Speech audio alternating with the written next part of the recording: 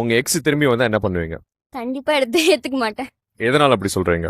என்னோட எக்ஸ் என்ன பண்ணாங்கன்னா, விட்டுட்டு போயிட்டாங்க. என்ன ரீசன்னே தெரியாது. ஏன்னு கேட்டுட்டு இருக்கும்போது எந்த ரீசனுமே சொல்லல. பட் அவங்க வந்துட்டு இன்னொரு ஒரு பொண்ணோட ரிலேஷன்ஷிப்ல இருந்திருக்காங்க.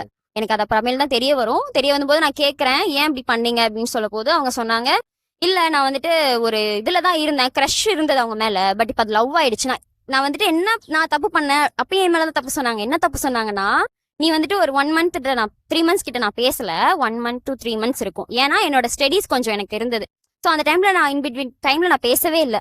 அதை அவங்க புரிஞ்சிருப்பாங்கன்னு நினைச்சேன். ஏன்னா எனக்கு ஸ்டடீஸ் இருக்கு. ஸோ அவங்களுக்கு புரிஞ்சிருப்பாங்கன்னு நினைச்சேன். பட் அதையே காரணமா ஃபர்ஸ்ட் பிரேக்கப் பண்ணுவாங்கன்னு எனக்கு தெரியாம போயிடுச்சு. நீ என்கிட்ட பேசாத டைம்ல எனக்கு அவங்க மேல க்ரஷ் வந்தது. ஸோ அது அப்படியே இதுவாயிடுச்சு. ஸோ நீ அந்த டைம்லயாவது சொல்லிருக்கலாமே அப்படின்னு நான் சொன்னேன்.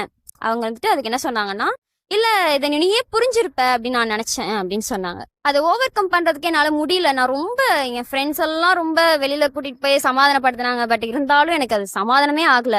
எப்படி எப்படி எப்படி நான் யோசிச்சு யோசிச்சு ரொம்ப டிப்ரெஷன் ஆயிட்டேன். ஸோ ஓகே, வெளியில போகலாம், காம் ஆகலாம், சரி ஏதாவது ஃபன்னா ஃப்ரெண்ட்ஸ் கூட இருக்கலாம் அப்படிங்கும்போது ஓகே. அப்புறமேல் தான் நான் என் ஃப்ரெண்ட்ஸ் கூட இருந்தனால தான் நான் கொஞ்சம் வெளியில வந்தேன் அதை விட்டு. ஸோ எனக்கு என் ஃப்ரெண்ட்ஸ் வந்துட்டு அதுல ரொம்பவே ஒரு இம்பார்ட்டன்ஸா இருந்தாங்க. எனக்கு கூட இருந்து பாத்துக்கிறதா சரி எல்லாமே.